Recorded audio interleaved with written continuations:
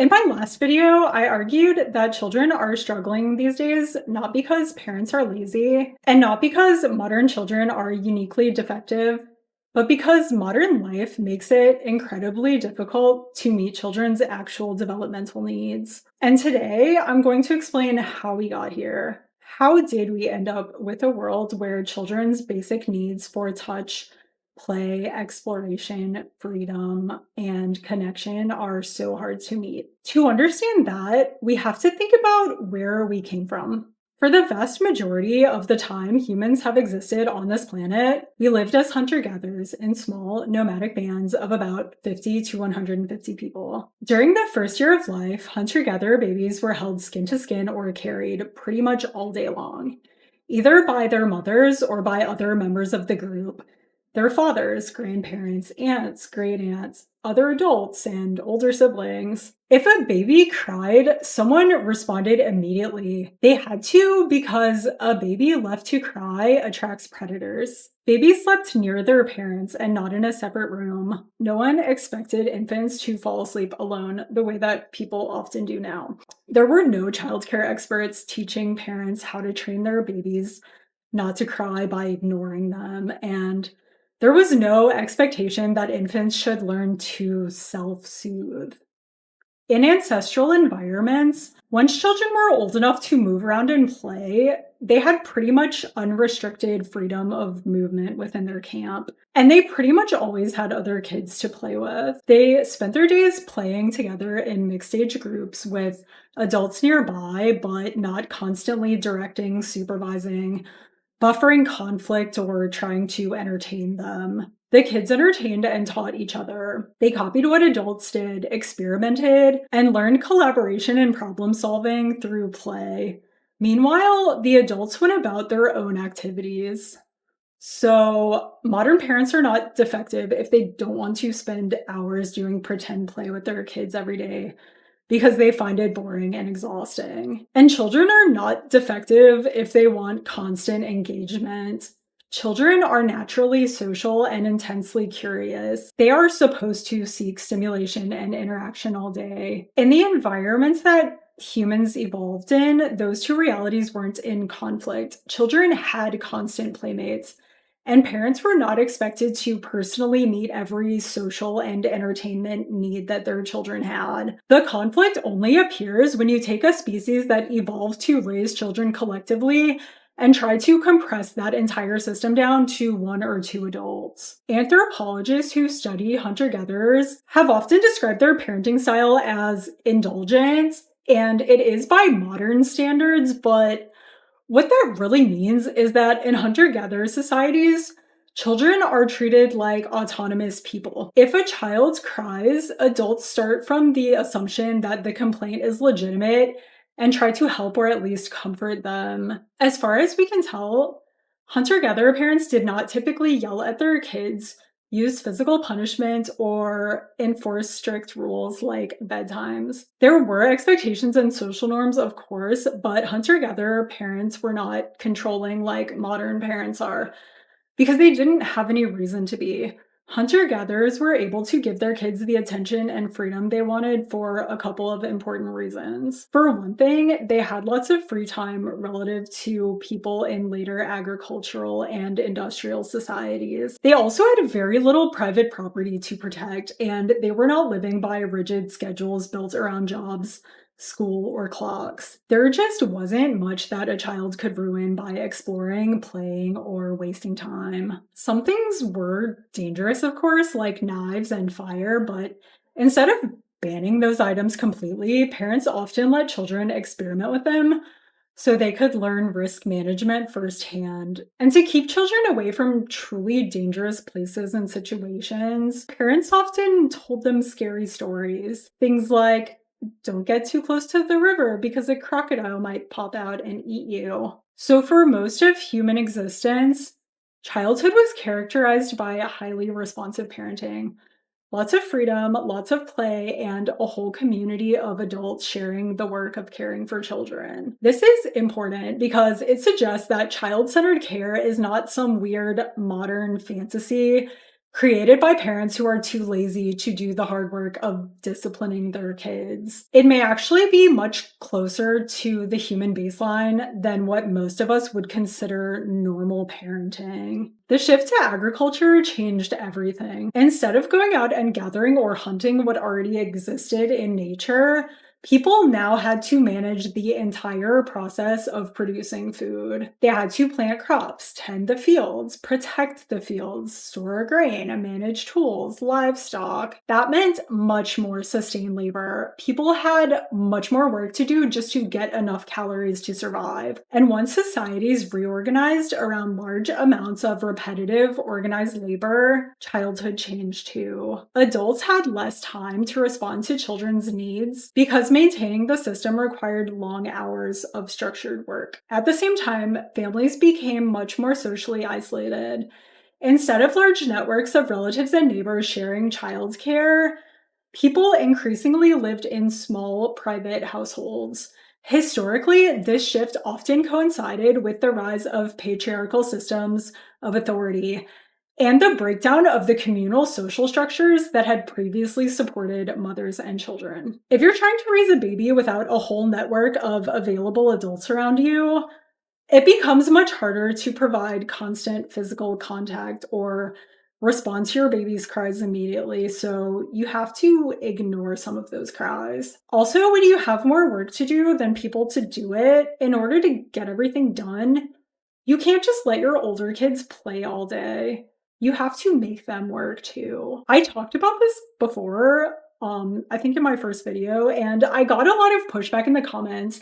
People were saying stuff like, it's impossible to get 5-year-olds to do any work. Have you met 5-year-olds? And those people are not wrong. Children don't naturally wake up in the morning and say, Mother, what chores can I complete in order to contribute to the household economy today? They usually have their own ideas about what they want to do. So, if a society needs very young children to become reliably convenient, obedient, and useful, something has to happen. You have to suppress their impulses. You have to train them to ignore their own preferences. You have to make them afraid of you so that they will do what you tell them to do. And once that becomes necessary, people start building moral systems around it. They didn't do this because they're cartoon villains, but because it's psychologically easier to harm your child if you believe that you're doing the right thing.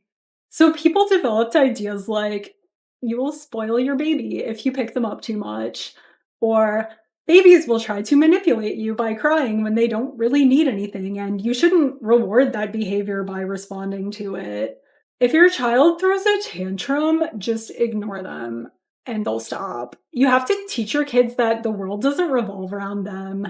Kids need discipline. They need to learn that nobody's going to drop everything and cater to them every time they get upset over trivial things. In other words, people built a moral framework that justified the kind of parenting that became necessary in response to the excessive workload required by manual agriculture. What children learn in that kind of environment is not emotional resilience. What they learn is, my needs are a problem. Other people's comfort matters more than my well being. If I want love and safety, I need to be quiet, convenient, and not too demanding. Parent centered parenting did not emerge because people suddenly became cruel or stopped loving their children. It emerged because agriculture demanded more labor than people could do while also meeting their children's full developmental needs. And so parents stopped trying to meet their children's social and emotional needs and instead started working to convince themselves that their children were lying to them and manipulating them anytime they tried to get those needs met. Then came the Industrial Revolution. Work moved out of the home and into mills, mines, factories, and wage labor. At first, children were still part of the labor supply. They worked in factories, mines, textile mills, and in other people's homes. Eventually, many countries passed laws against child labor and required school attendance instead. And on paper, that looks like a huge win for children. No more children working 16 hours a day in dangerous industrial conditions. Now they get to go to school and learn. While this was an improvement, it still did not create a world that fit children's developmental needs. Parenting was still parent centered and system centered. Children were still expected to adapt themselves to the needs of adults and institutions rather than the other way around. And instead of the field or the factory, the main institution shaping children became the school. Children were expected to sit still, be quiet, follow instructions, do what they're told, learn what they're told to learn, ask permission to get out of their seat. Children were still forced to behave in unnatural ways for the convenience of adults. Industrialization and urbanization also changed family life even more. Instead of multi generational households, you increasingly got the isolated nuclear family, two parents and several children, cut off from the wider support structure that had once helped distribute the work of childcare. People moved to cities for jobs. They left behind extended family. Community became even more fragmented, and that meant that parents were carrying a much heavier childcare load inside a much smaller household. Dad might be working long hours outside the home, while mom might be maintaining the household, caring for children, and also doing economically useful work of some kind. So even when childhood improved in some ways, the basic burden on parents remained enormous. Now, one thing that did make this period somewhat easier for children than today was that they often still had siblings and neighborhood kids around, and their mothers were more likely to be home during the day and informally keeping an eye on things. So it was common that children could play outside with relatively little direct adult management. That kind of unstructured peer interaction is incredibly valuable for social and emotional development. Even if the adults were overwhelmed or unavailable, children often still had access to other children. They could play, argue, negotiate, invent games, work out social dynamics, and develop independence together. But the behavioral expectations placed on them were still restrictive and required suppressing their natural impulses. Kids were still expected to be quiet, obedient, emotionally controlled, and respectful of adult priorities. Children were expected to be seen and not heard. Their needs were still treated as valid only if they didn't interfere too much with adult responsibilities and priorities. And if they pushed back against the restrictions placed on them, it was usually not interpreted as a sign that their developmental needs were not being met. It was interpreted as misbehavior, defiance, or disrespect. It was seen as something to break the child of by punishing them. Spanking was common. Withholding food as punishment was also common. A lot of things that many people would now call child abuse were once considered normal and even virtuous parenting practices. That is the world that baby boomers and a lot of Gen Xers grew up in. And I think that that is why so many parents are confused when their millennial or Gen Z children say that they were terrible parents and that their childhoods were traumatic. Because compared to what many of those parents experienced growing up, they feel like they already gave their children a much better childhood.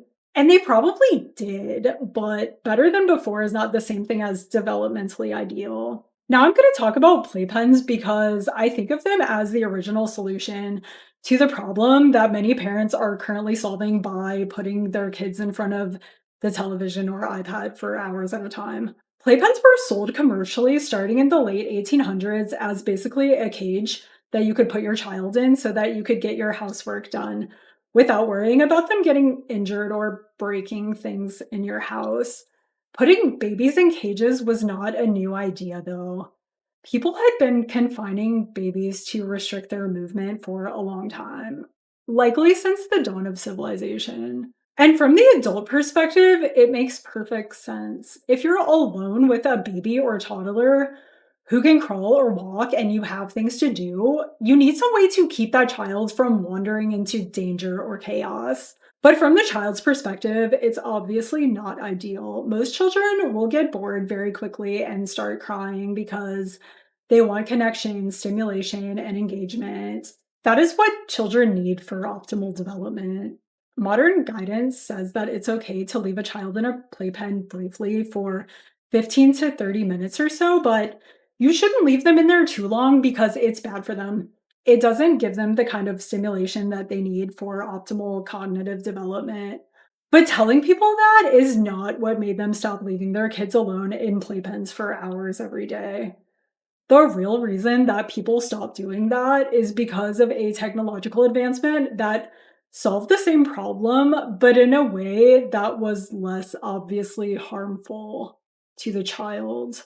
The television. Most Americans had televisions in their homes starting in the 1950s, and over time, more and more programming for children appeared.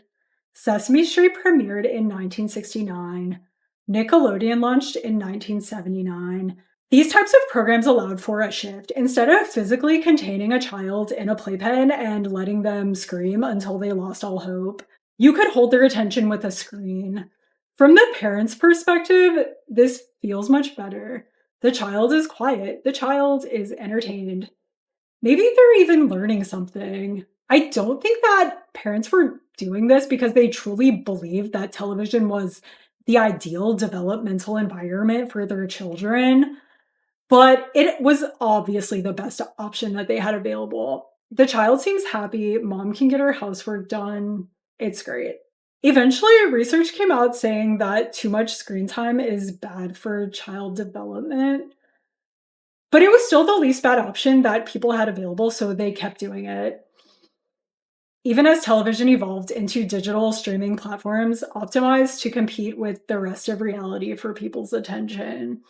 Most parents today are aware that screen time is not ideal for supporting their children's optimal development, but they also typically don't have any other options that would enable them to better provide for their children's needs.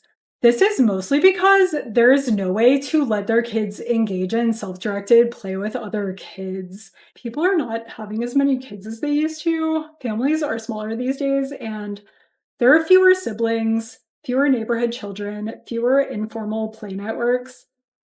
Parents can't let children play outside without direct supervision anyway. So children spend their time either in school, in a paid activity, in daycare, under direct parental management, or on a screen. There is no room for unstructured play and exploration. Even if you turn your kid's iPad off, there's still no room for unstructured socialization with other kids, which is what children actually need. The crisis of childhood did not begin with the iPad. The iPad is just the latest tool in a society that has no real place for children. And that is why blaming kids will not fix this. Blaming parents will not fix this. Giving parents more advice about what not to do will not fix this. If we want children to thrive, we have to build a world that has room for childhood. If you made it this far, thanks for watching. And don't forget to like and subscribe and leave a comment.